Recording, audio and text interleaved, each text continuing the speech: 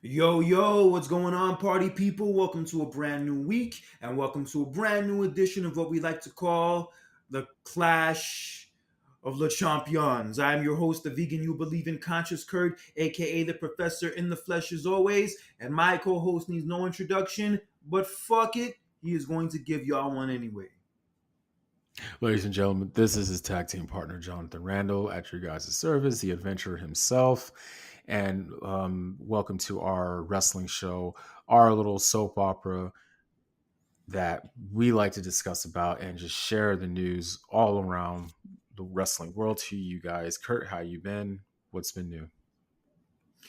Just been pretty well, man. Just been upgrading my life, enjoying this great wrestling and also great NBA playoffs we've been having the last few weeks. And actually, I've been writing a lot of disses towards asshole celebrities, which has been a lot of fun. I'm sure you saw what I posted I've yesterday. been seeing that. You saw yesterday I posted the shit out of Diddy, who definitely had it coming. I also dissed his ex-girlfriend J-Lo, who's had it coming for a long time too. And it felt damn good to let them both have it.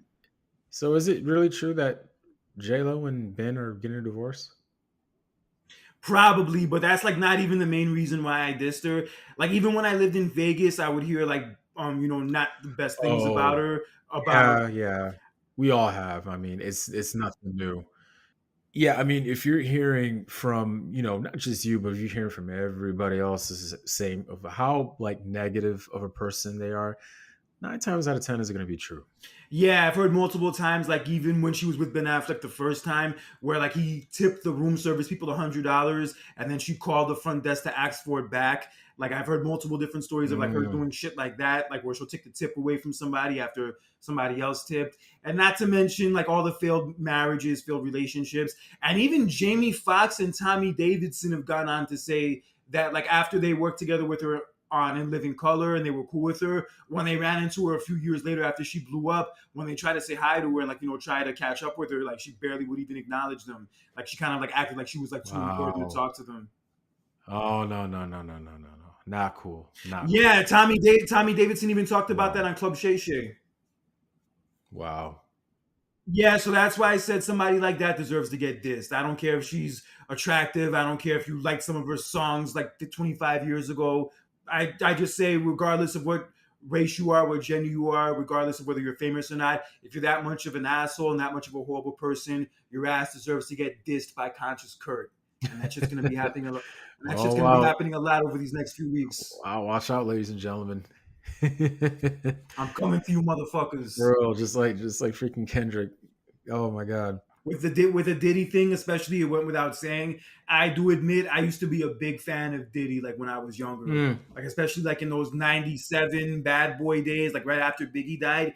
Yeah, I was really a huge P Diddy fan, and Mace, the whole Bad Boy crew. Yeah, they were very influential in my early years of being a hip hop head. Yeah, and pretty much most of the music we've grown up to, P Diddy could be credited for. right. I agree too, man. And they had it was funny because they had just came. They had I remember they had released an album. That was like after Biggie had passed away. It was No Way Out, right? Yeah, P Diddy was pretty much one of the biggest rap stars in the world, like during that period. Man, He wasn't the best rapper per se or by any stretch, but just as a performer and as an artist, he was huge.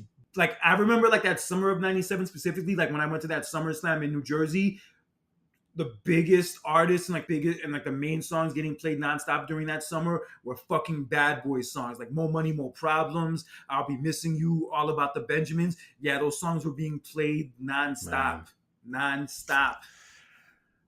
It's kind of it's just is sad how like we adore celebrities and when years later something comes up, they do something horrible, and you're just like, man, all these years I've looked up to this person, and it's like now they turn they just went look, they just went to the dark side, and it's really sad to hear that and to see that because we all saw the video of what happened. This happened in March of 2016, and here it is, it's 2024, and now the video has been released. This was in a hotel, and I was absolutely shocked to see that, man. And look, like we all heard the stories about what was going on, but to see the video itself, I think that was, I don't know, man. I think that done it for everybody. Yeah, I think the part that bothered me the most was the part where they show him like dragging her at the end of it, like dragging her by her hair. So it like really gives you Yeah, the mystery of like, what the fuck else did he do beyond that? right. Yeah, so that's why I'm really happy I dissed his punk ass too. Yeah, what a disgrace. And what was even a bigger disgrace was that candy ass apology that he gave, talking about, I'm going to therapy. I was fucked up. God, please forgive me. There's no I'm excuse for it. sorry. Fuck out of my face. No excuse for it. Yeah, what a None. chump. None. But yeah, it's happening to all of like the people we grew up like fans of and grew up idolizing. It feels like no genre and like no space is safe for that anymore. Whether it's wrestling, whether it's movies, whether it's music, whatever art form or whatever you enjoy, yeah, like everybody has some kind of dirt on them, and more of it is getting Yeah. exposed by the day. Oh man.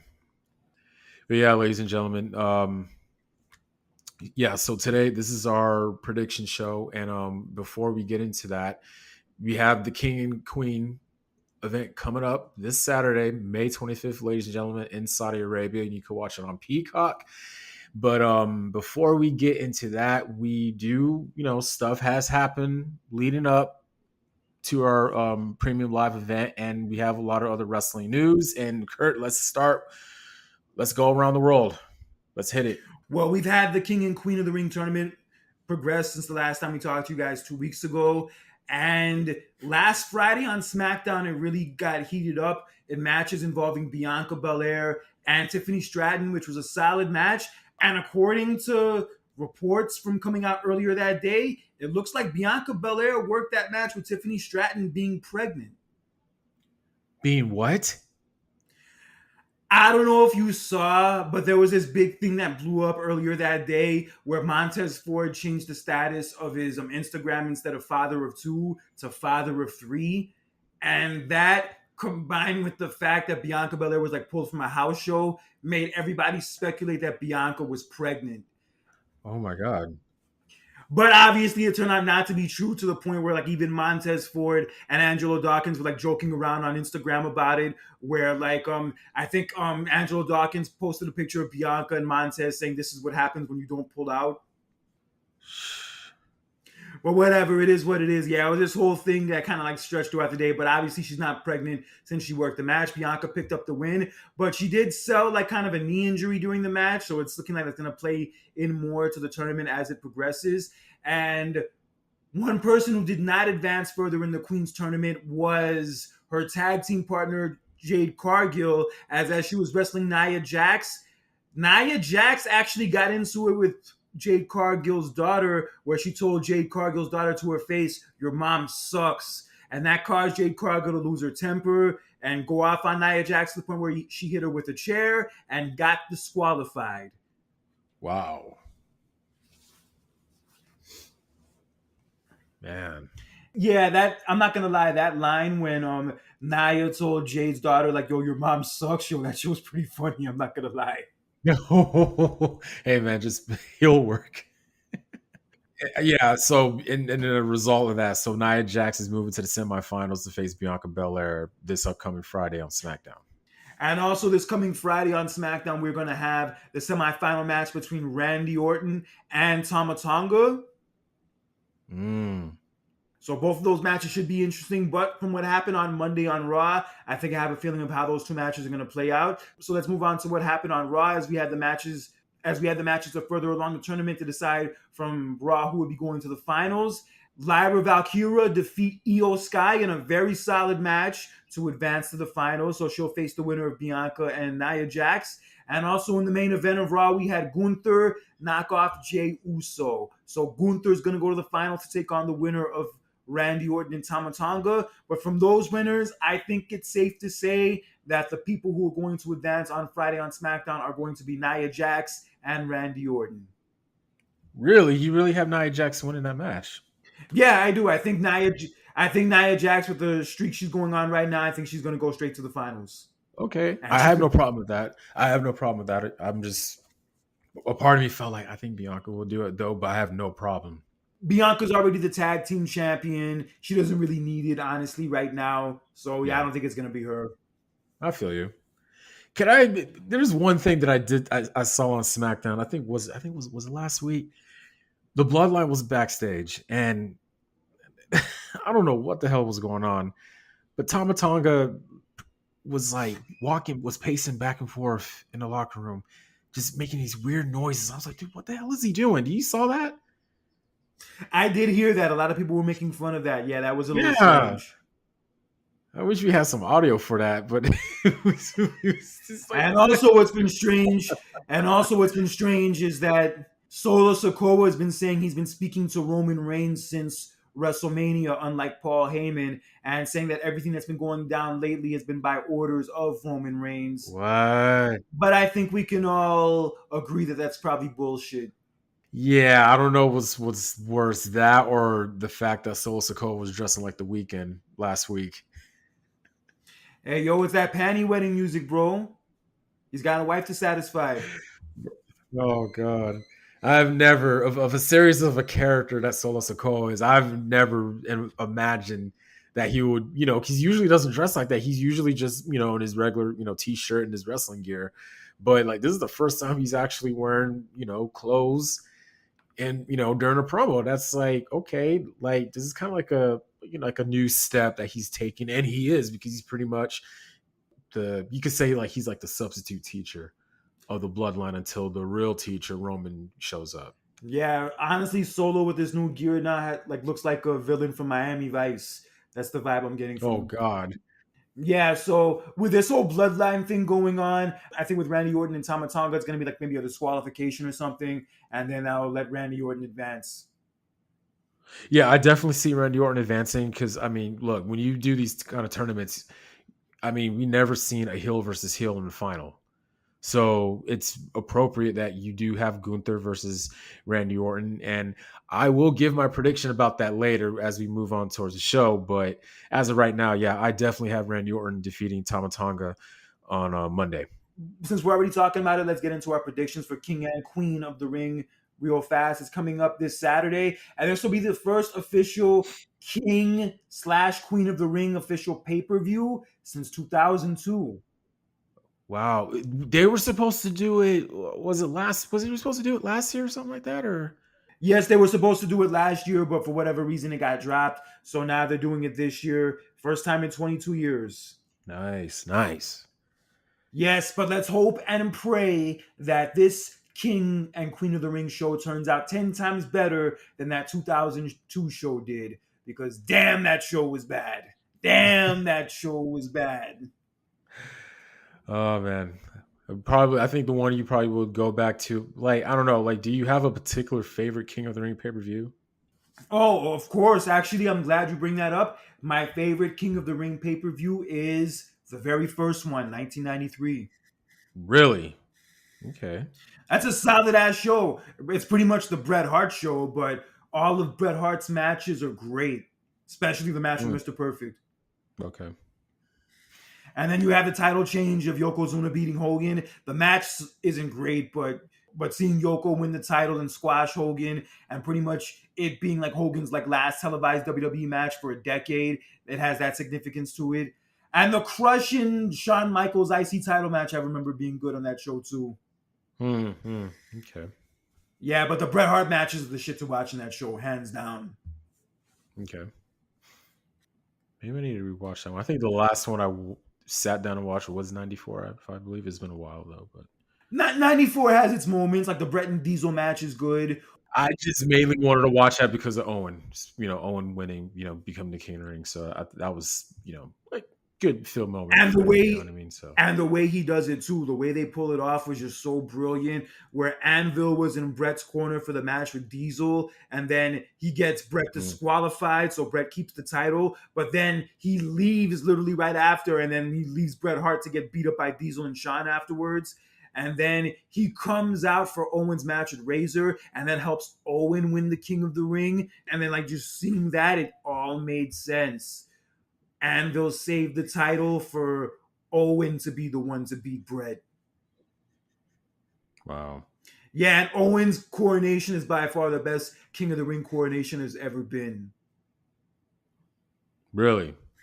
Hell yeah, it's you. I mean, you're mad that he won, but that coronation was just perfect, especially for his character at the time. Yo, that was the icing on the cake. Owen never got to be Hmm. WWE champion. He never got to that level, but this is definitely the closest thing to it. Was this? I bet. Wow.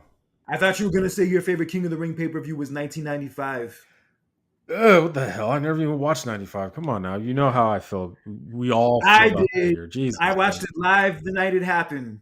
That was actually the first one I ever watched live, as a matter of fact. I refuse. Like there is certain I think the only pay-per-view that I would sit down and watch is Survivor Series. And um yeah, man, I would never no, I gotta ask myself the same question. I'm like, do I have a favorite King of the Ring pay-per-view?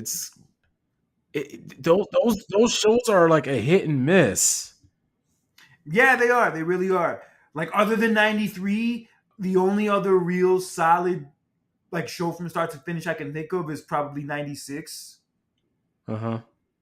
Yeah, '96 was pretty good. Yeah, '96 had some solid shit on there with Austin winning the King of the Ring in the Austin 316 speech. The Undertaker and Mankind match where Mankind beats him. That was a huge surprise. Mm. And then Ahmed Johnson winning the Intercontinental title, being the first black wrestler to do it. I mean, say what you want about Ahmed Johnson now, but on that night, it was a big deal. That shit was, I don't know, man. it This was is big. those pay per views been hit and miss. They usually like majority of those pay per views is where like you have like a couple of memorable matches though, but overall the show is kind of like it's you know what I mean? Yeah, even '98, even the '98 King of the Ring with the Undertaker and Mankind Hell in a Cell. Like besides that, the main event and I guess the King of the Ring final, the rest of that show is like not anything to It was just a watch. sleeper. Yeah, it was pretty much Yeah. like of a sleeper. And then same thing. 99 was just Oh, '99 is it horrible. was yeah, '99 is 99 was really horrible. yeah. And then 2000. I mean 2000. I mean I could sit through that, Oh, but I think the main event was just it was a weird, it was very weird. very weird. That's I mean, okay. I mean, positive about that event. I mean, Kurt Angle winning the King of the Ring was cool, but and in 2001 that was a weird one, and yeah, man, yeah. Actually, getting back to 2000 real fast, the 2000 King of the Ring actually has the worst match of the year winner on that show. I know what it is. What is it? What is it?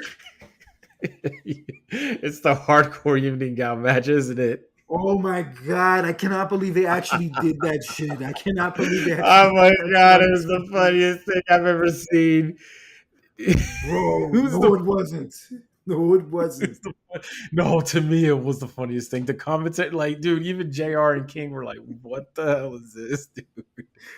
Look, God rest Pat Patterson's soul, but like, look, like, I'll give him credit for actually going out there and embodying it and just putting the effort. Even before the match, he wanted to like look better and be better than Gerald Briscoe, and he like I had to look petite, I gotta look better. I was like, what the hell? It was like, the dude comes out there, he's wearing a full like gown, he's wearing the shades, he's literally just like it was funny, but yeah, it was just looking back at it, man. It was just like, bro, really? Yeah, it Oh was man, Vince McMahon humor for you guys, ladies and gentlemen, but that's another story. Yeah, but right. '01 did have that great match with Shane and Kurt Angle, although they both It really did, paid the price but for it.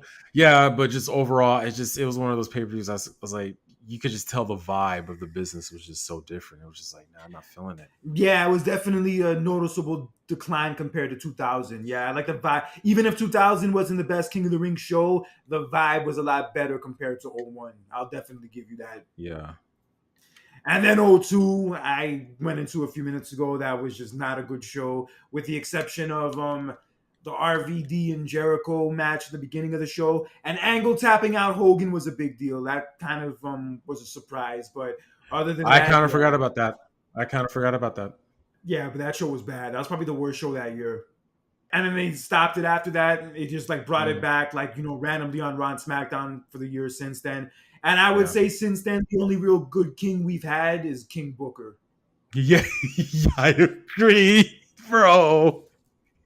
You need look. If I'm gonna give you, we had a lot of King of the Rings over the years. Okay, if I had to give you like, I don't know, top three best King of the Rings, I'll put Owen Hart's one of them, King Booker, and then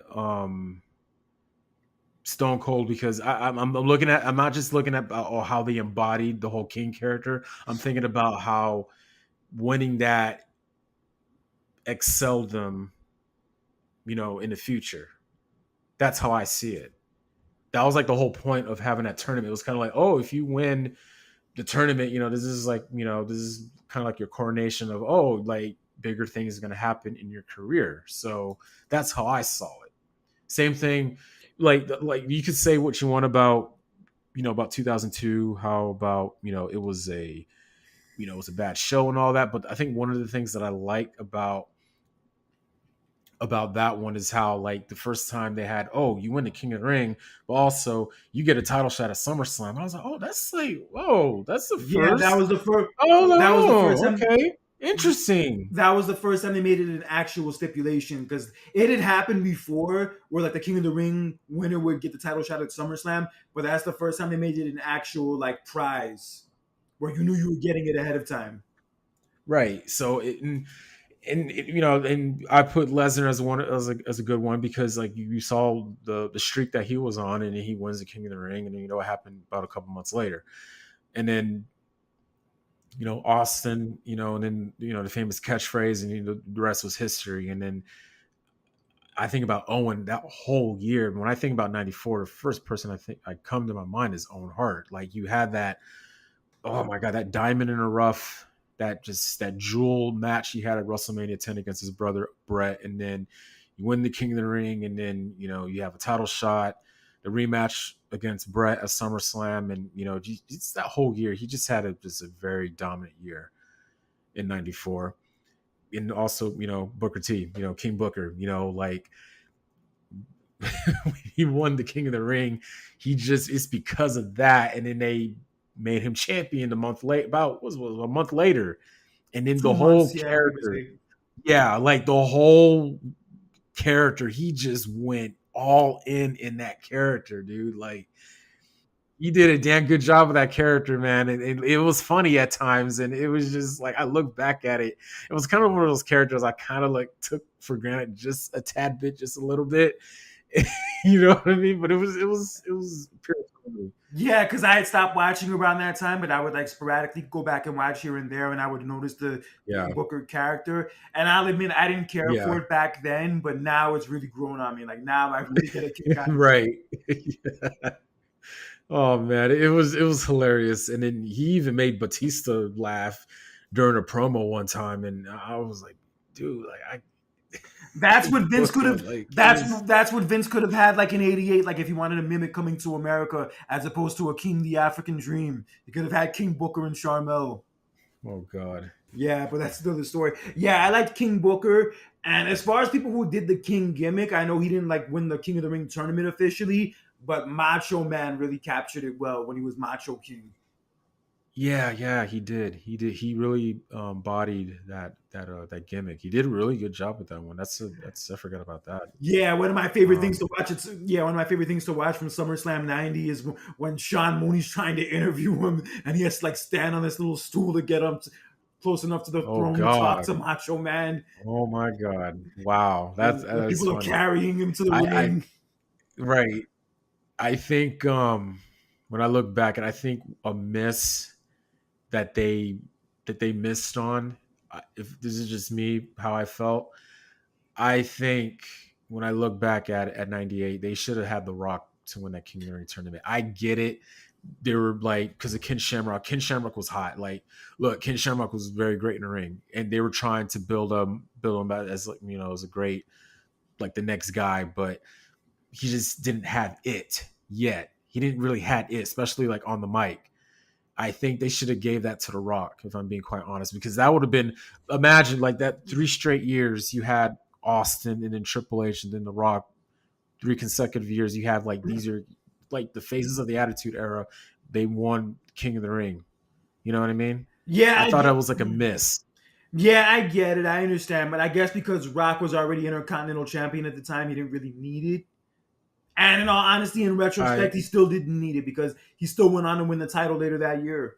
Yeah, still, but it would have been cool though. But I get why they put it on Ken Shamrock because like oh like you know what I mean. But it was like looking back at it, you're kind of like man, if I would have did it differently, I would have had The Rock to win it. You know what I mean? Maybe they could have flipped it. Maybe they could have flipped it and But had Ken Shamrock beat The Rock for the IC title at WrestleMania, but then The Rock beats him to win the King of the Ring. true, yeah. Maybe. Because you got to remember they had that sham of a weird finish, that disqualification at the Royal Rumble earlier. Remember? Yeah, because they did that at Royal Rumble, and then they get all the way to Yeah. WrestleMania just to do another one of those finishes. Yeah, it was like another. I was like, dude, a disqualification again? Like the hell? But I guess maybe they felt The Rock was so hot at the time they didn't want to take the title off of him, but they also didn't want Mm, to beat Shamrock. So I guess maybe that was their way out of it. Whatever it is, yeah, what it is. And admittedly, yes, Ken Shamrock was one of the more disappointing King of the Rings. Although he had a solid 98 with winning that tournament and then winning the IC title later on that year, that run as King wasn't really strong as some of the other ones. Like Austin went on to be a big star. Also, Triple H went on to be a big star. yeah. And then Mm. obviously Owen Hart we talked about. Also, Kurt Angle. Kurt Angle really did well with his King of the Ring. Oh yeah. How? Yes, very well. Yes. How could I forget about that? I think he's one of my favorites too because like that whole he dominated that whole entire year, dude. 2000, he was one of the Like MVPs of that year, hands down. hell yeah, absolutely. And then Edge, I, this was you got to remember that year that was they're kind of like okay let's see him as a singles competitor, you know what I And mean? it's funny. And It's funny. I heard Edge say actually before that they were gonna split him and Christian up like a lot sooner that year than they did. They were gonna split them up like mm, literally right after WrestleMania, but because of the whole invasion thing, they actually held off on it until later on. oh okay. I mean I know it took a while, but to get there, but it was that year when you knew that okay Edge is kind of like stepping out on his own into that single competitor. And then I think the rest of the King of the Rings, especially, moving like during this modern era. I mean, let's see. Sheamus won it. They had one in 2010, right? Yeah, Sheamus, that one was trash Sheamus from what won I that heard. one. Yeah, I heard that one was Oh, okay. trash. Yeah, like the whole Yeah. King Sheamus shit was like some like King Sheamus like looked like a character from like the McDonald's Happy Meal crew. Oh, God. I think after, like around that time they didn't really take that whole thing serious because they just put random people just to win it. It's like, okay, how are you going to elevate them in the future? Like, okay, like they had William Regal win King of the Ring in '08, and I thought that was like, okay, what is he going to be doing in the Actually, future? actually, I heard his King of the Ring was supposed to like lead to bigger things for him, but literally right after he won it, he got suspended for drugs for 60 days. So that kind of like Oh, cooled off his momentum. right. Okay, I see what you mean. I wasn't watching at the time, but I've I like gone I back to like I mean, I about it. remember because I watched that match. I remember because it was him and CM Punk in the final, and shockingly, it's like William Regal won the King of the Ring. I was like, oh, okay. So we had William Regal, we had Sheamus. Who else? Did Wade Barrett won it man, one year. King Barrett. Wade Barrett That was won? Yeah, yeah. that's. I think I'll Okay. put that in my bottom three for King of the Rings. I think the three worst ones ever were Sheamus, Wade Barrett, and also Mabel. Yeah, those are the three worst ones. Honestly, was like the worst one for me. I put it a little bit above Mabel. No offense to this guy, but Billy Gunn. Oh shit! I almost forgot about Billy Gunn. Yeah, he wasn't great either. Yeah, like I get it. I get it. They're experimenting. They always do that, right? They were trying to experiment and see like, okay, how will this guy do as a singles competitor? But it wasn't clicking. You just knew there's a certain superstars you see where look, they're better as a tag team versus as a singles competitor. And sometimes that's okay. That's okay. And not all experiments go right, and it is what it is. But it was weird, kind of like, wow, Billy Gunn won the King of the Ring that year. I was like, oh, like, and it didn't excel him in the future because it was just weird. Like he didn't really do anything after. I mean, look, he had the feud with The Rock. That was like the only thing. He had that match with The Rock at SummerSlam, and then after that, like he didn't really do much after that. And they put him back as a tag team. Yeah, literally, like within 3 months of winning King of the Ring, he was already back to teaming up with Road Dogg again. Yeah. Yeah, that one was no good. But as far as performances in the tournament, the best one is by far Bret Hart. He had 3 matches, 3 different styles of matches, but 3 incredible matches. And just the story they told throughout that tournament of him like being banged up and being injured as the tournament went on, but he still fights, he still pushes on. And then for him to eventually win against Bam Bam Bigelow, like the biggest dude of them all in the finals. And that match was also grueling and also could have gone either way. Yeah, that story they told that night with Bret Hart in that tournament was perfect. Hey, why do you think I love tournaments? Because it tells a very deep story about one person. How much are you willing to sacrifice and put yourself through to win the whole thing? That's the story. Yeah, that was the one year where it worked best. As far as like telling that story throughout the tournament, that was the year it worked best. I love tournaments. I don't care what it is. You're gonna be remembered for when you win the whole thing, whether it's that or if it's like for a championship. Like when Randy Savage won the title at WrestleMania 4, the fact that you went through numerous of people just to get to the finals and win the championship or whatever it is a story. It's like And wore 4 different robes too. right. I would forget about that. Right. Yeah, I mean, because you are kind of sweaty and you gotta. Yeah, that is true. And then Elizabeth wore 4 different outfits. That's true. Yeah. Oh my god.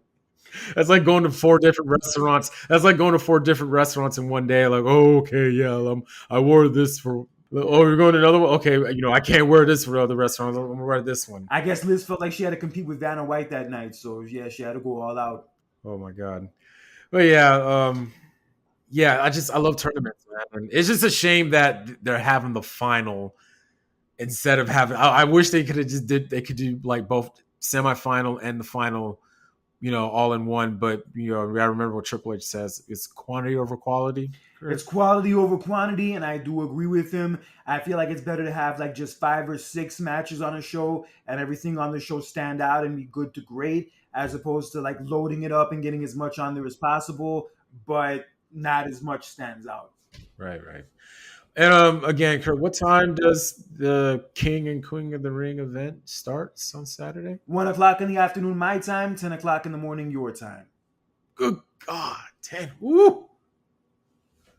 Well, it's not that bad. I usually wake up at that time, so. Well. Yeah, I wake up early. I usually wake up at 7, but I'm going to be working that day, so I have to wait till after work to watch the show.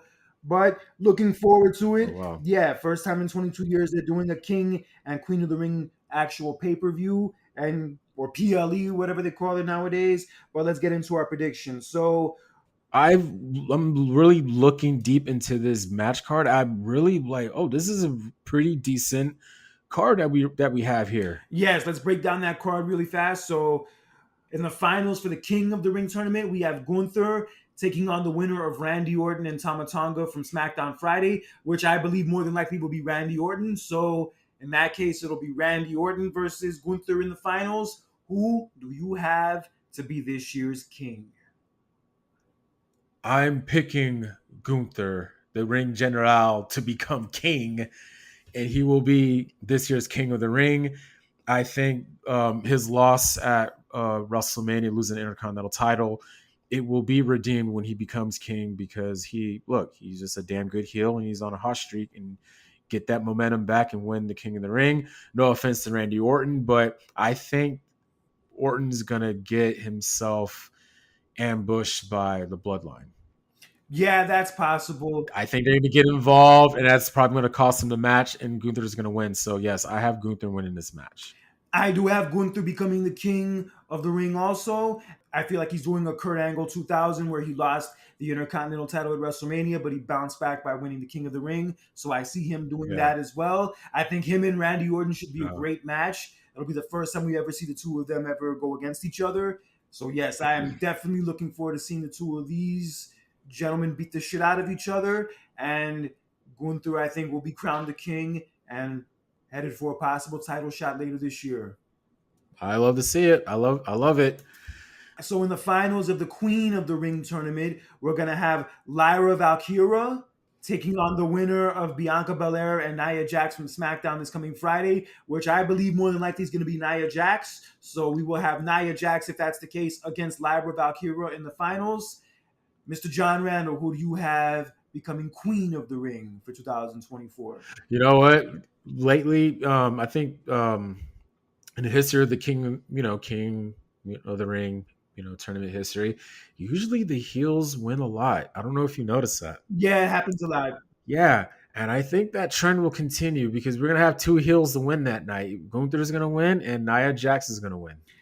Yeah, I could see it happening. I could see Nia Jax becoming the queen. I feel like she's had enough momentum since she's come back where it would make sense for her to be queen of the ring. I think it's a good idea. That will be a very good title on her, man, Yeah. to be proud of. So yeah, I would love to see her to win it. Yeah, she's had a good run since she's come back. I've been really impressed with her work in these last few months. And yeah, I fucks with her being queen of the ring. I like it. Yeah, so we'll have Nia Jax becoming queen of the ring. It's going to be interesting to see how she runs with the gimmick, if she, plays it into her character or not. Oh But yeah, I have no problem with that. me neither. I think she will do well with the character. We'll see what's going to happen with that. Now, this match, ladies and gentlemen, oh boy, I think this is the match that I'm actually really looking forward to. And it's for the World's Women's Championship. That is between Becky Lynch and Liv Morgan. Oh my God, it is a lot's been going on over the past couple of weeks between these two, especially with Liv Morgan. Man, it's just she's been getting a lot of heat on herself. With Rhea Ripley and then Dominic and Becky. It's just oh my God, just a lot, man. But I love it, and this is good for her. And she's now finally in a title match against Becky Lynch. I really want to see Liv Morgan win this match, man. A feud with Rhea Ripley when she comes back. And with that being said, I think she will win. Yes. I think Liv Morgan finds a way to cheat or do something underhanded to get the advantage, and she's going to beat Becky that way and win the title. Yes. And I think this will be a far better title reign for her than her first title reign was. I agree, especially because she's a heel now, and the fact that what she's been doing, and she has a better dance partner with Becky as opposed to when she was working with Ronda at the time. Right. This is gonna work out. And look, we know when Rhea Ripley's supposed to come back. What's the timetable? Like she's supposed to come back during the summer, hopefully during SummerSlam. So this is perfect. Maybe. There's no guarantees. I know, but like they said 3 months, but like potentially, hopefully, they could happen. But it's the perfect timing to do it. Yeah, it's the perfect timing for Liv Morgan to win. Especially what's been going on, dude. Especially what's been going on. Like, look, this is how it all started. She injures Rhea Ripley. Rhea Ripley has to relinquish the title because of what happened. Liv Morgan is like, well, wait a minute, why are you still talking about this chick when, you know what I mean? And then she's starting to, put her attentions on Dominic Mysterio, and then, and it's just like, oh my God, what the hell's going on? And, Rhea Ripley's looking at this from the outside, like, yo, what the F is this, right? So it's just a piece by piece. Like, I hurt Rhea Ripley. I took the title from her. Now I'm going to take the title from Becky Lynch, and it's just all part of the plan, man. So it's perfect timing to do it. Now's the time. Yes, and I believe it will happen this Saturday. Liv Morgan will dethrone Becky Lynch. And it makes sense this way. I remember you were upset initially that she didn't win the title in the Battle Royal last month. But her actually beating Becky for the belt on a big show like this, yo, it's even better. Yes, All work out. I agree. And also, Liv Morgan is now newly single, too. Really? Yeah, her and Bo Dallas apparently broke up. Oh no. Yeah, but anybody looking to date her, she has said that she is not looking right now. Uh, well, I know. I mean, you want to, take a break, but Oh yeah, definitely. Especially considering that they've probably been together for a long time and lived together. After a breakup, especially a breakup where the relationship was that long, you need some time to heal. You do not need to be rushing back into dating. I agree. I absolutely agree. So Liv Morgan will be able to heal from that breakup by winning the women's world title and having a great run with it over these next few months. Make it happen, ladies and gentlemen. It will be a great match. I know that for sure, though. But I can't wait. And another good match with a lot of good build up is this next upcoming match. It is a triple threat match for the Intercontinental Championship, and that is between Sami Zayn, Chad Gable, and Bronson Reed. I think I know how this one ends. Chad Gable has realigned himself with his old tag team partner Otis. And he's been really letting him and the Alpha Academy have it over these last few weeks, like really talking shit to them. I think he even told Maxine Dupree that she was like Taylor Unswift or some shit like that. He said that about her. And then Wow. I think he got so mad at Otis where he just went into his face and said, "What did the five fingers say to the face? Slap." And then he just slaps him in the face. What? Wow. Otis, and then he was getting on Otis's case about like not helping him in his match with Sami Zayn on Raw Monday, to the point where Otis eventually did interfere and clothesline Sami Zayn against the turnbuckle and help Chad Gable win. So that's probably going to play into the outcome of the match, I think. But I feel like this match includes Bronson Reed, so that Bronson Reed could be the person to take the pinfall by Sami Zayn, which means I think Sami Zayn will retain. But Chad Gable will eventually win the IC title, but just not here and not in a triple threat match. Maybe at SummerSlam, right? Probably before that. Maybe on maybe Raw in the next few weeks. Maybe they'll do it as a main event match on Raw, or maybe Money in the Bank. Money in the Bank is a possibility. Oh yeah, I forgot about that one's coming up in Toronto, correct? Yes, Toronto. Right. Okay. I don't think Drake's making a cameo this year, though. Oh, please, my God. Come on. When Kendrick's did one of his diss songs is number one on the Billboard in your own city, that's sad. I said that before. There's no way. Come on. And you have people invading your house. Come on now. Oh my God. I can't even. That's another story. I can't even go any further. But I do agree with your prediction. I think that is the right choice to do. You take Bronson Reed to take the fall in this match, so you could pretty much continue the feud between Sami Zayn and Chad Gable. So yeah. And I have to say, Chad Gable's really doing well in this new role, this new heel role, where he's bitching out Alpha Academy and always cheating and being a douche. Yeah, he's really pulling it off well. It's to the point where people are chanting "You suck" to his theme music, kind of like how they used to do for Kurt Angle. Oh, wow. Yeah, he's been killing this role, but I don't think he wins the IC title this Saturday, but he will win it very soon. Got you. You said douche earlier, so in douchebag. And speaking of douchebags, this match was actually the main event, ladies and gentlemen. This one was kind of I wasn't expecting this one though, but hey, I have confidence in this man, and he's always performed well in all of his matches. So I thought it was a weird pairing, though, but it is what it is. I believe it will be a decent match. And this match will be for the undisputed WWE title. That is between the champion Cody Rhodes and what Kurt likes to call him, the douchebag fuck, Logan Paul, the United States champion. Now, this match was originally supposed to have both titles on the line, correct? Yes. Initially, it kind of felt that way, but the douchebag fuck Logan Paul was up to his antics again as of the contract signing this past Friday on SmackDown. He had a new contract drawn up by his douchebag fuck of a lawyer.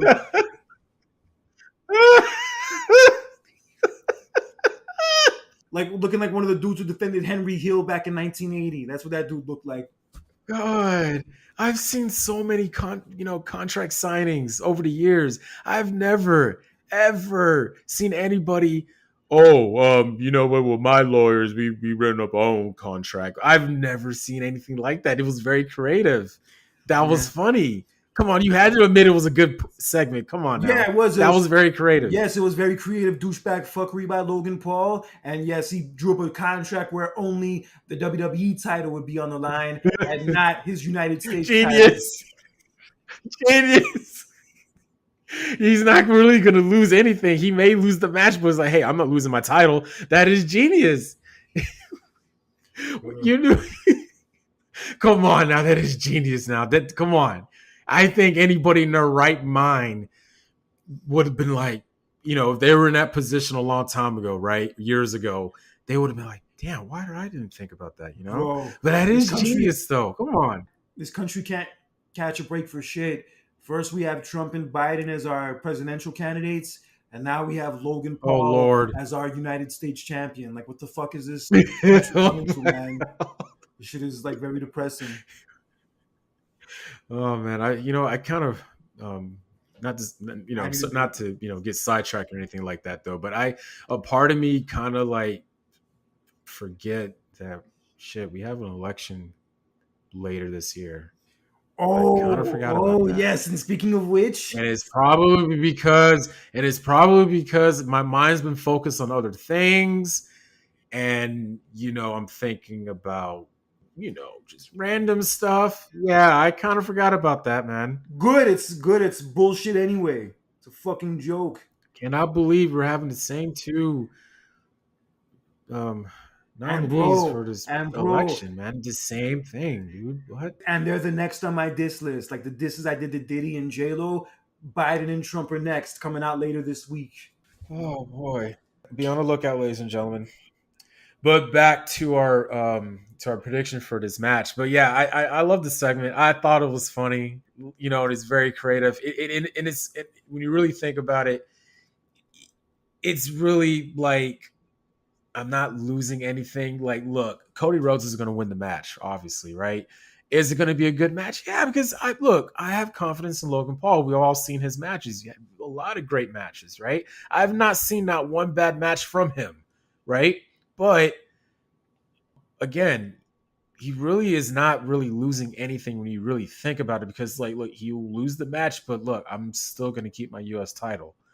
Versus where if both titles were on the line, then yeah, you're losing a lot. You're losing a lot. So yeah, I thought that was just perfect heel work and very kind of like manipulative of him to do that. Like, oh, I'm gonna get my own contract, and you know what I mean. I thought that was like, wow. But anyway, yeah, I have Cody Rhodes retaining, so very obvious. Yes, goes without saying, Cody will retain. I think the match will be fun. If that match that Cody had with AJ Styles at Backlash is any Oh my indication, I god, think that that match was amazing. got 5 stars from the Wrestling Observer, one of the very few WWE matches to get that. Absolutely amazing. Your first title defense, and that was, oh my god. Yeah, so I'm expecting nothing less from this match. It kind of feels thrown together, to be honest with you. It kind of feels like a match they like just put together because it's the Saudi show, and since Logan Paul's a big Yeah, name, it's like a yeah, thing that'll make the Saudi people happy or whatever. But whatever, I'm not going to complain about a Cody versus Logan Paul match. It doesn't have much of a story, admittedly, but I think it'll still deliver in the end, and that's all that yeah. matters. I agree. Or that's I what agree. matters most. That's what matters most. Yeah. So yeah, so that is Fun. our predictions for this show. And if you have any other predictions, feel free to, ladies and gentlemen, feel free to like comment on our social media pages, please. Follow us on our Instagram page on at the Champs Clash on Instagram, and on Twitter as well. We post things on Twitter as well. Follow us on Twitter at the Champs Clash, or Twitter or X. I still call it Twitter though, but yes, follow us, man. If you have your own predictions, feel free to comment on it, man. We need all the support we need on our social media. So yeah, that's our prediction for this King and Queen of the Ring. Again, is this Saturday on Peacock, 10 a.m. Pacific time, 1 p.m. Eastern, ladies and gentlemen. It's funny how we were recently talking about, Cody Rhodes versus AJ Styles in Backlash, France, right? And this next topic is something that I really want to dive into because this was very interesting. I mentioned this to you earlier, Kurt. So there's a rumor flying around that potentially maybe that they'll bring back the European title. And me, honestly, I think that will be a great idea. And here's why is because, look, the European title is nowhere near the prestige as the Intercontinental title. I felt it was just like a random title. You know what I mean? But they should bring it back because, like, you look recently at the success and the attention that the business has been getting when they go overseas, when they have a show in Europe mainly. You go back to Backlash France, you go to Money in the Bank in London last year, right? Even Clash at the Castle in Wales, that's Europe, right? Just the energy in the crowd, the attention is just off the charts. So I think it will be a right idea. Just bring the European title back. I think it'll be great. I guess it would be cool. I don't know how it would really fit or how much attention it would really get. Because if they weren't really giving it that much attention, like during the Attitude Era when it was around back then, I don't know how much better off it would be like in this era, to be honest with you. I mean, it works better because like I said, the reason why I said it is because of the attention that it's been getting from that continent alone when they have shows there. That's why. I get it. If it wasn't, I would have been like, you know what? Nah, just, I mean, for nostalgic purposes, I get it, but like, no, we don't need it. But because of what's been going on, especially in France, in a Backlash France, Kurt, yeah, that's why they were kind of like, okay, maybe we should bring this title back because like Europe, they look, they love their wrestling, man. It's been like that for years, even like, before I was born, dude. Like people in Europe, especially England, they love their wrestling, man. They love it. That's why do you think they brought Yes, they SummerSlam to do. London? You know what I mean? So I think it's right to have the European title to bring it back. And who was the person who brought it? Who was the person who brought it? The British Bulldog. So I think they should. Yeah, it's possible. Well, who knows? Only time will tell. But I heard they are going to bring in a secondary title for the women sooner or later. Really, If they do bring another title in, I think that would be a better use of their time as opposed to a European title reboot. I wouldn't mind it, honestly. Honestly, I mean, I never had a issue with it. I just knew it wasn't. I mean, it wasn't compared to a Intercontinental title though, but it was just nice to see just another championship. I thought it was cool. I like the design of the belt. I love the name, but I'm down to bring it back. I'm down for them to bring it back if they do. So we'll see what happens from there. So Yeah, we'll cross that bridge when we get to it. But we do have, in addition to King and Queen of the Ring this weekend on Saturday, we have AEW Double or Nothing on Sunday in your neck of the woods of Las Vegas at the MGM Grand. And this weekend will be the 5-year anniversary of the original Double or Nothing when AEW pretty much first started. wow, can't believe it's been 5 years. It's been that long. Yeah, I was still living in Vegas at the time. That was 1 week after I Wow. graduated. That was like the first real AEW show, like the real start of AEW.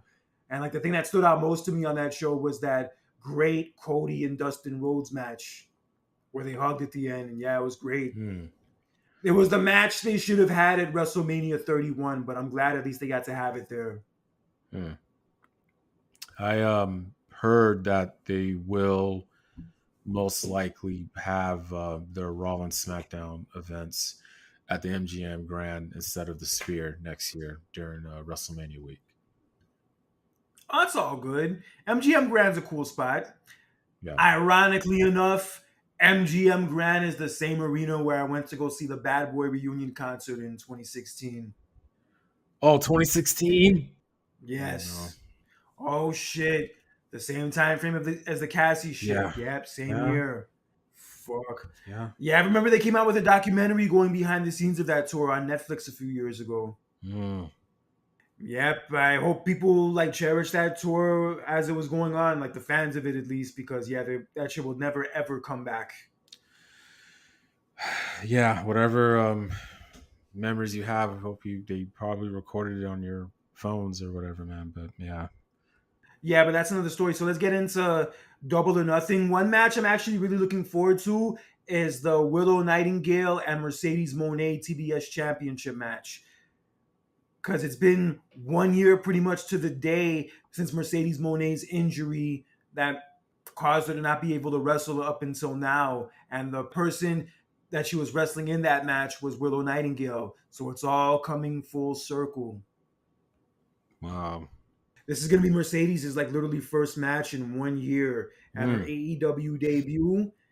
And Willow Nightingale's had some great momentum. She's been killing it like the last, I would say, year or so. From that match with Mercedes last year, where she won the New Japan title, to winning the Owen Hart Cup, to now being the TBS champion. She's also a great promo too. In addition to being great in the ring, she's also a great promo, Wow. which was shown in a great contract signing segment she had with Mercedes last week, which ended with her power bombing Mercedes through the table, which was a great spot, man. I loved it.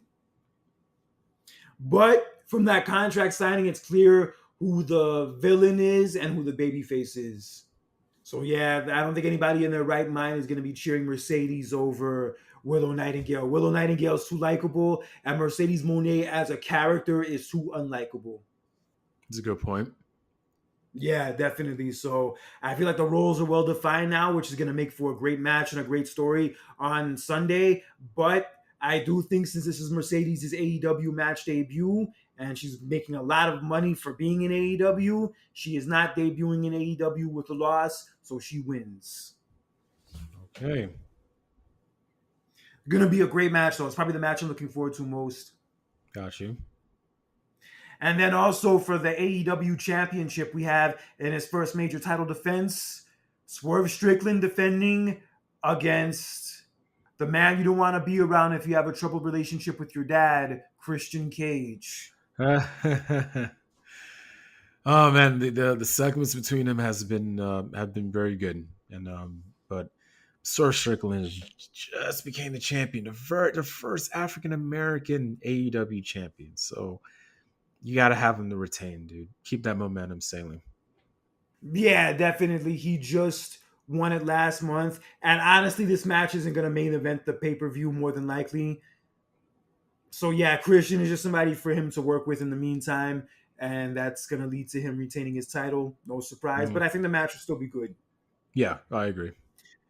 And in the main event, we have Anarchy at the Arena for the third year in a row. Shit's gonna be crazy. Oh, bad. It's gonna be Team AEW against Team Elite.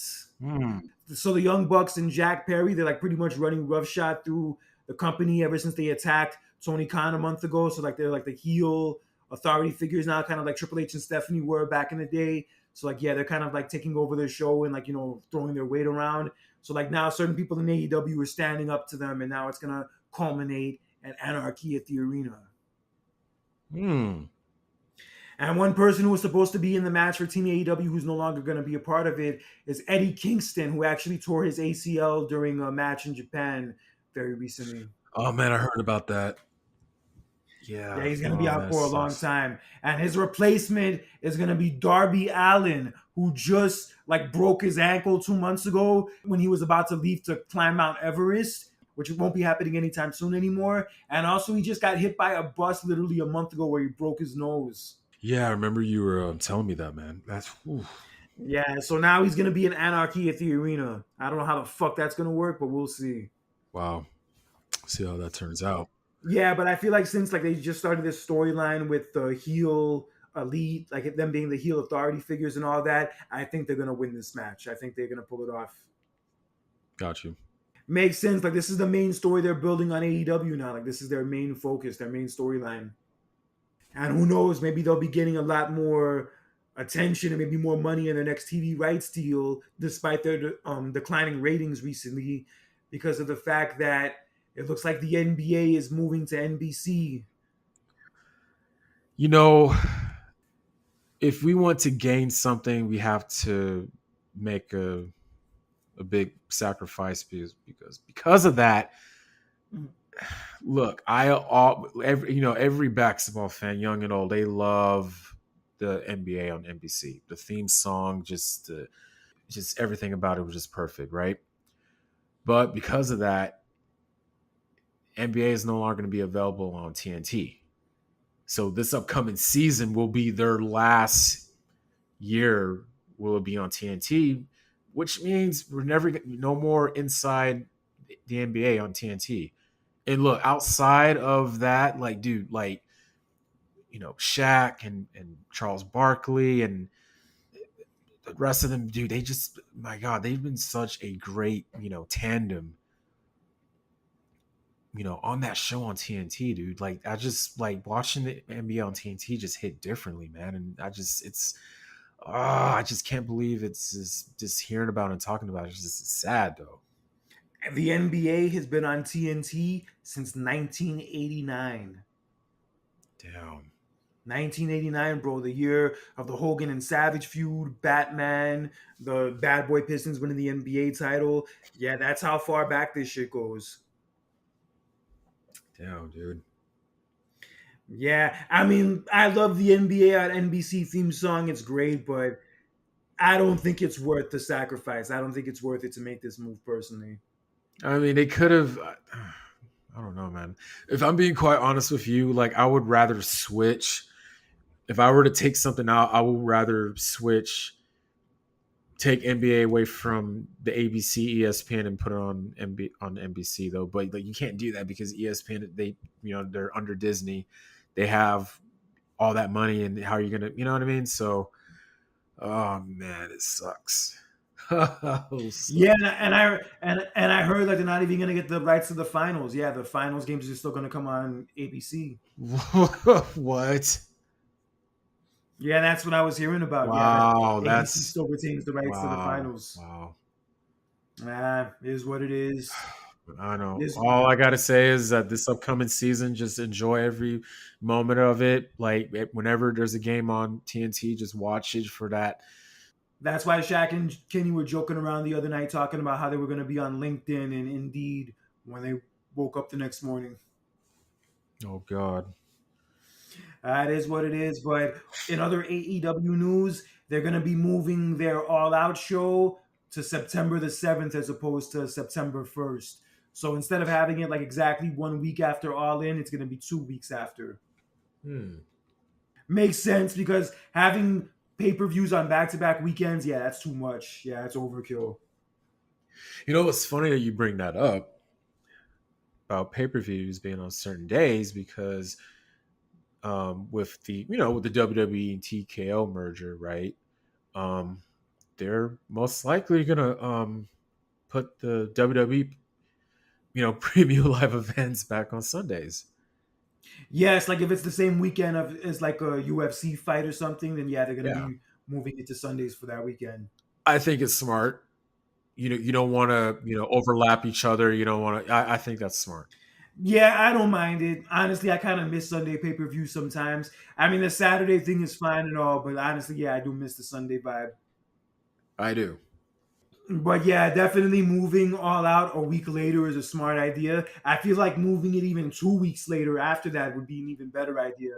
Because I Hmm. feel like even having pay per views like 2 weeks within each other is still too much, but Yeah. it's a lot better than having it 1 week within each other. That's yeah, way Oh yeah. overkill. Yeah. Yeah, like Survivor Series 91 and Tuesday in Texas. Yeah, that shit is not a good look. Oh, right. Oh man. Yeah, it is what it is, though. But one person who hasn't been on AEW television recently is Ricky Starks. And people were kind of thinking that he was injured, that there was maybe something wrong with him, but he just opened up recently saying that he's good, he's fine, but they just haven't been using him for whatever reason. Hmm.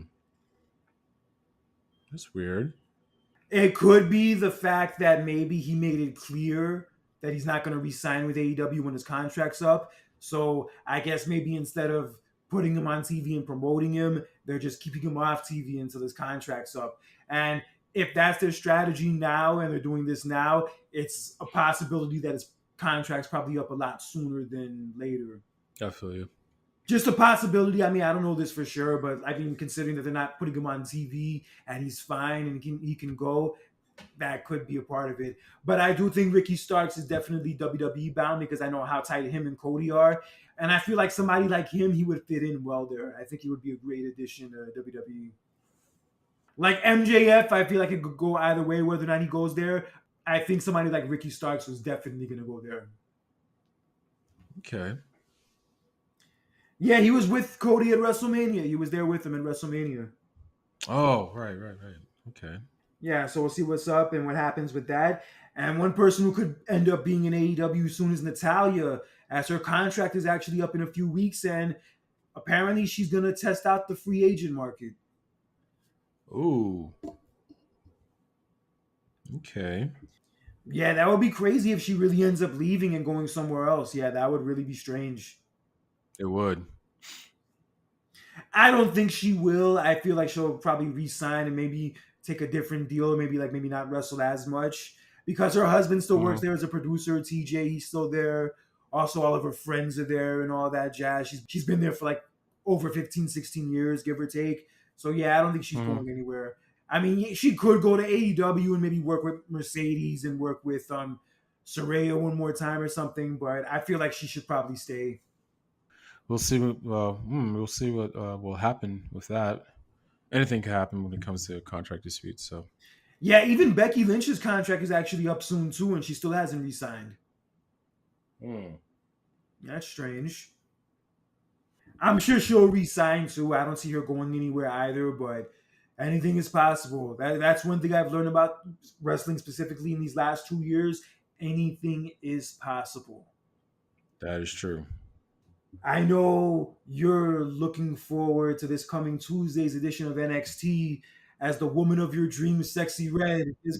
Oh Lord, please don't get me started on that hood. Don't get this, Jesus.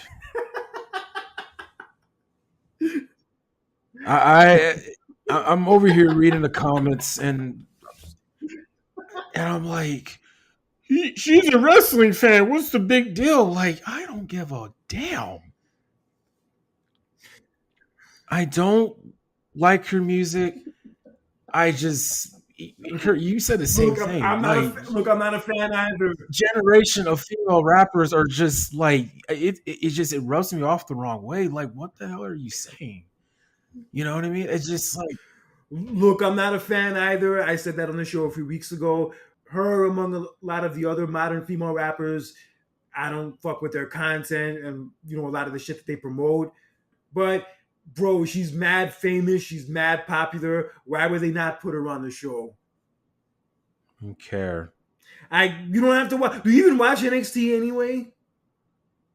No, and I'm glad I'm not. I'm definitely not going to tune into that shit. She can give you the red light special, bro. Ew. My girlfriend will kill her.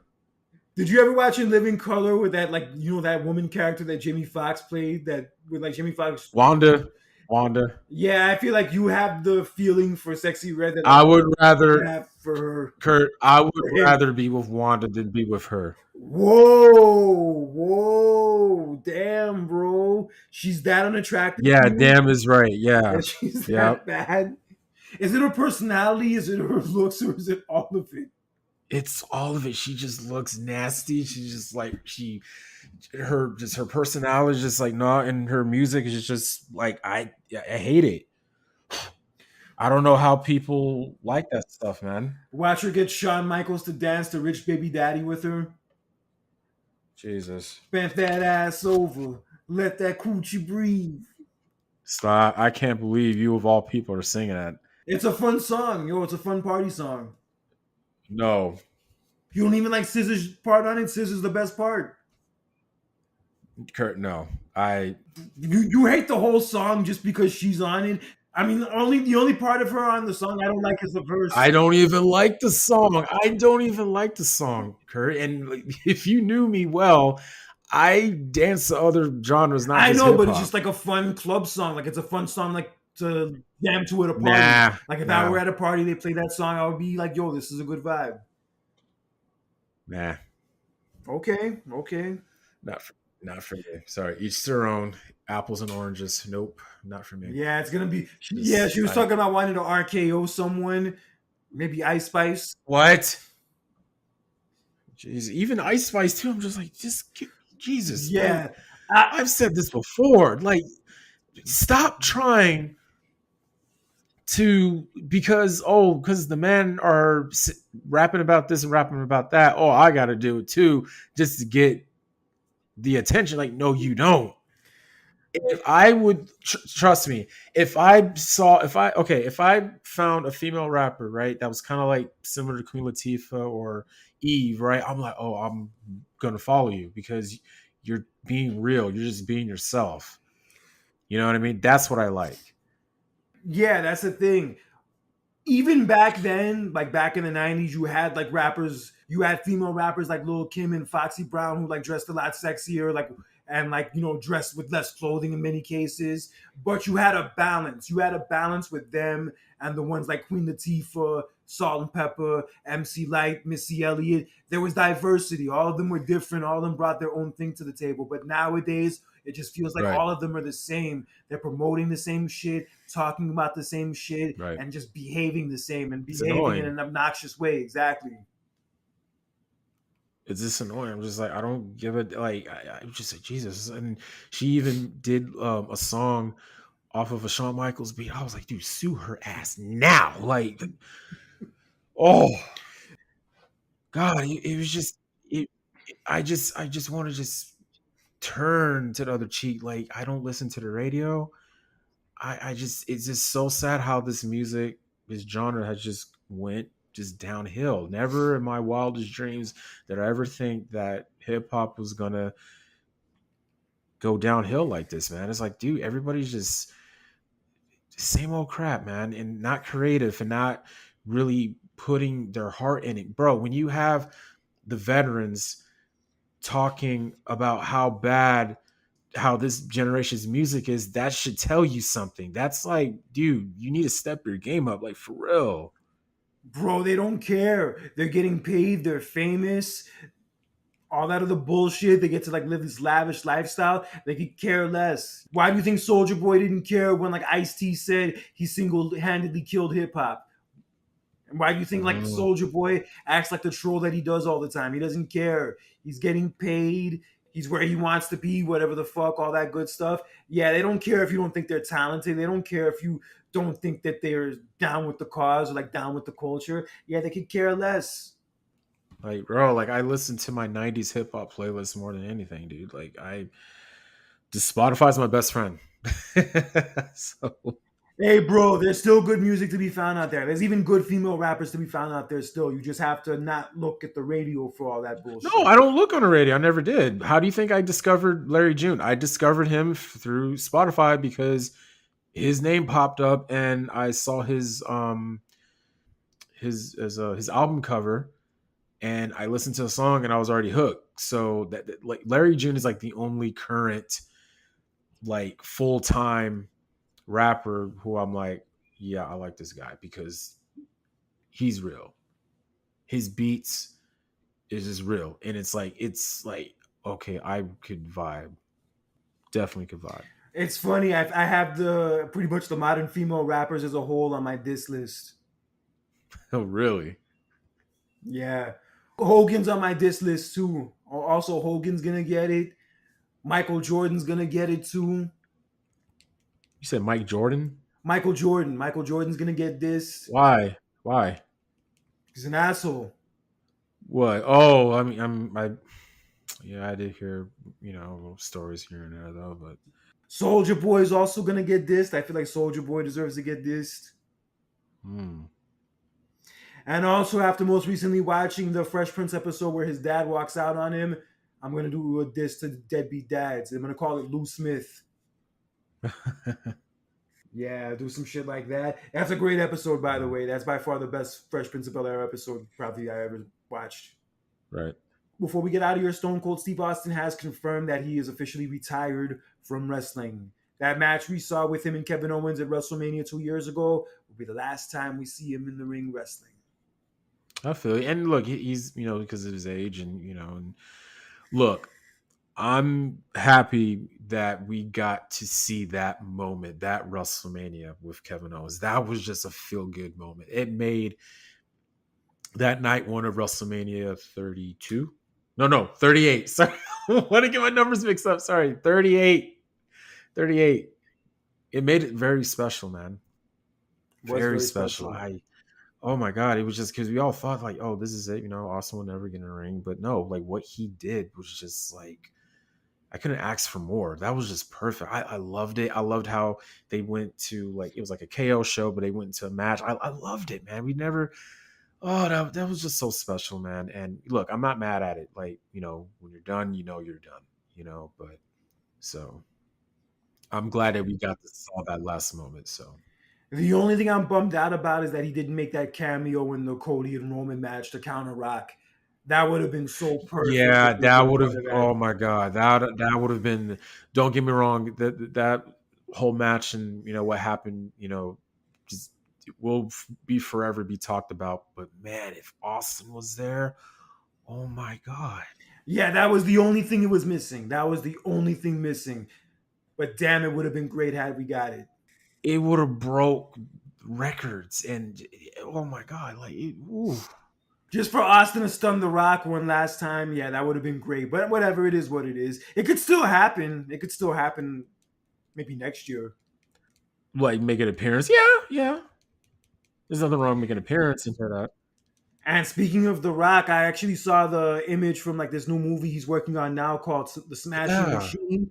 Yeah, I barely Hmm. recognize him. Yo, yeah. Dude, that's what I'm saying. I saw that too. I was like, wait a minute. I'm not gonna be real with you. But I thought it from a distance, is that Ken Shamrock? That's what oh it looked shit. like. Seriously, not in a bad way though. I'm being like not joking. Like I thought that was Ken Shamrock, but I had to look closely. That's The Rock. Hmm. But yeah, it. I gotta find out what that movie is about. It's about a UFC fighter. I'll It's be about interested to. some UFC fighter. Yeah, true though. But like, it's what's the main like story though? Like, yeah, you're a UFC fighter, but what? You know what I mean? Like, okay, I'll give you an example. Like, Cinderella Man, right? I consider that one of the greatest boxing films I've seen. That and Raging Bull, right? Cinderella Oh Man, yeah, that like, okay, you're a fighter during the Great Depression, and like what's motivating you to fight? Well, you're fighting so you can provide for your family. That was like the whole story within the story of that film. You know what I mean? So this one, I'm just curious about, okay, what's his guy's motive? Okay, you're an MMA fighter, but like, is it the passion for it? Like, do you have like is there like a backstory on your personal life? Like, what is it? And I'm gonna find that out. So it looks interesting. So yeah. The way The Rock looked in that one image I saw from it, it reminded me of what Robert De Niro looked like towards the end of Raging Bull, like with oh his face all man. fucked up. Yeah, that's exactly what it Oh, reminded me of. not just that, with all the drugs he was on too, though, man. Oh my God, I gotta watch that movie again. Oh, Yeah, that image looks good, and it feels like The Rock is like kind of like challenging himself as opposed to like kind of playing the same role all the time. It yeah, seems like he's doing something different in this case, so I fucks with it. I look forward to seeing how it me too. turns out. Me too. I think we've said what we needed to say for tonight. I think it's a good time to wrap it up. Yes. Yeah, so enjoy King and Queen of the Ring this Saturday and also Double or Nothing this Sunday, as well as the rest of the NBA playoffs, which unfortunately my Knicks are no longer in. Oh man, I'm sorry, bro. I'm sorry. I I'm so sorry, dude. I wanted the Knicks to win. It would have been so great for the NBA to see Knicks Celtics conference final. That would have been, oh my God. That's what the league wants.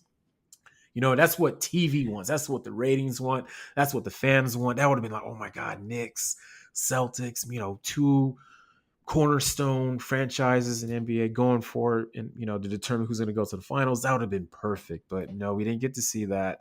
I'm so sorry about your Knicks, man. Yeah, just I think it was a lot of injuries with you guys. I think when Brunson got hurt, that was the whole turning point of it. But there was like, you guys had a lot of injuries too. Didn't you guys lose? Freaking Randall got hurt. Yeah, like early in the season, right? Middle of the season. Yeah, Julius Randle got hurt, a few other people. And then in that game 7 on Sunday, Jalen Brunson broke his hand.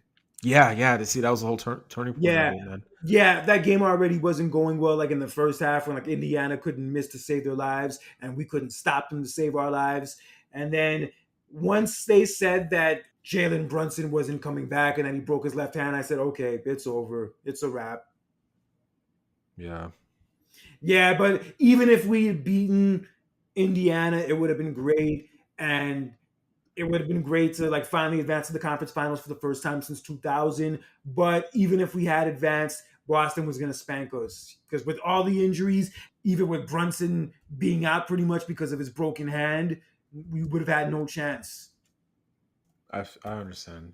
But at the end of the day, we had a good season. We finished number 2 in the East. We had a good run in the playoffs, and it kind of feels like there's a newfound connection between the Knicks and like the New York fans now, and like the Garden feels like the more poppin' place to be again, like it hasn't been in years. I think just the vibe in the Garden, during playoffs for a Knicks game is so unreal because it's good for the league, man. It's very good for the league. You kind of hate to see that team just in shambles for so many years. That's why I was really happy for you guys. But in the spirit of New York, I am pulling for the Rangers to win the Stanley Cup. So I hear that, bro. You got to go to Madison Square Garden just once. I do. I know. I know. I know. I want to. That is one of That is on my what's the word? I can't even think right now. I passed by it so many That's times. on bucket list. That I've is walked. that is on my bucket list, and it's so funny how you mentioned it because yesterday I follow a lot of food people, food critics and everything, and this person lives in New York, and he was talking about the food in Madison Square Garden. I was like, oh my god, they have Bro, cheesecake at Madison Square Garden. I was like, like what? bro, you getting excited about arena food? You damn right, because it's part of it. But then it gives me another reason. Like, hey, I gotta go. I really need to go.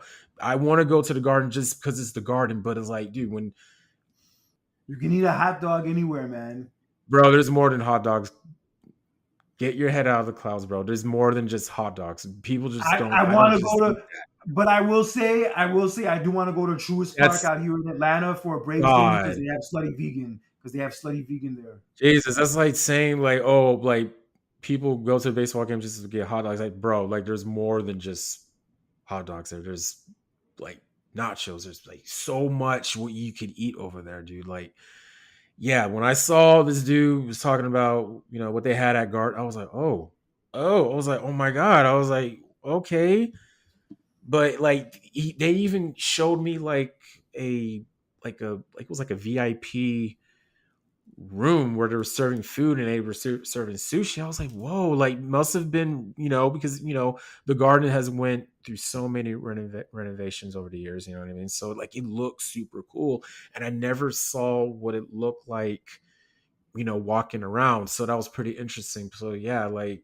when I go to like a arena or like a stadium, yes, I am going to be critical. I'm very interested in what kind of food are you serving, man. I'm a foodie, so that's just me.